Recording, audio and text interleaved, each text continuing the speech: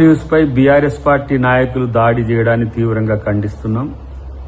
ఇది అప్రజాస్వామిక చర్య, ఇది పిరికి చర్య.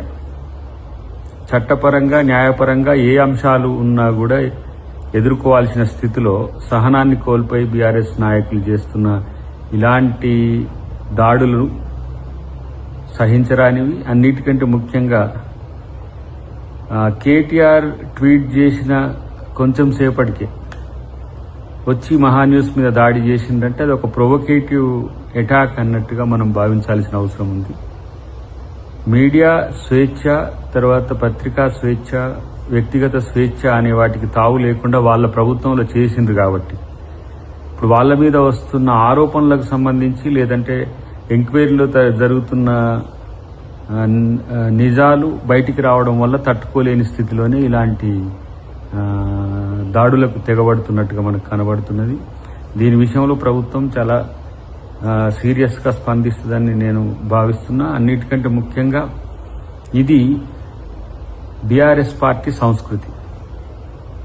9 సంవత్సరాల పాటు అధికారంలో ఉన్న తర్వాత, అధికారం కోల్పోయిన తర్వాత ఆరోపణలు లేదంటే వాస్తవాలని బయటపెట్టే క్రమంలో ఇలాంటి దాడులకు దిగడం అనేది చేతగానితనంగానే మనం చూడాల్సి వస్తుందనే విషయాన్ని గుర్తుపెట్టుకుంటే మంచిది. దీనికి చట్టపరమైన చర్యలు తీసుకునేందుకు ప్రభుత్వం సిద్ధంగా ఉంటుందని నేను కోరుకుంటున్నాను.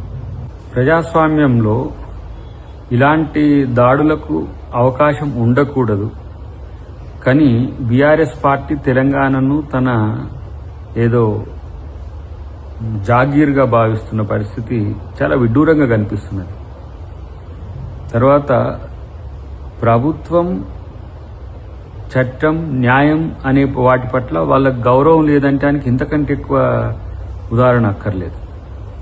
సో గతంలో వాళ్ళు చేసిన వికృత చేష్టలో, లేకపోతే నీచపు చర్యలో, లేకపోతే ప్రజాస్వామ్యం అపాశం చేసే విధంగా వ్యవహరించిన తీరో సిగ్గుపడాల్సింది పోయి ఇలాంటి పరిస్థితిని తెచ్చుకోవడం అనేది వాళ్ళు పునరాలోచించుకోవాల్సిన అవసరం ఉంది.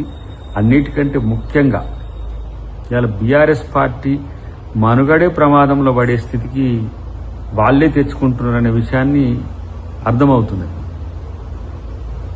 ఇలా ఎన్ని రకాల కథనాలు, ఎన్ని రకాల భావాలు వాళ్ళ మీడియాలతోని, వాళ్ళ యొక్క అనుకూలమైన మిత్రులతో ప్రతిపక్షాల మీద లేదంటే కాంగ్రెస్ పార్టీ మీద గతంలో చేసిండ్రు. ఆ రోజు ఇట్లా కాంగ్రెస్ పార్టీ ఇలాంటి దాడులకు దిగలే.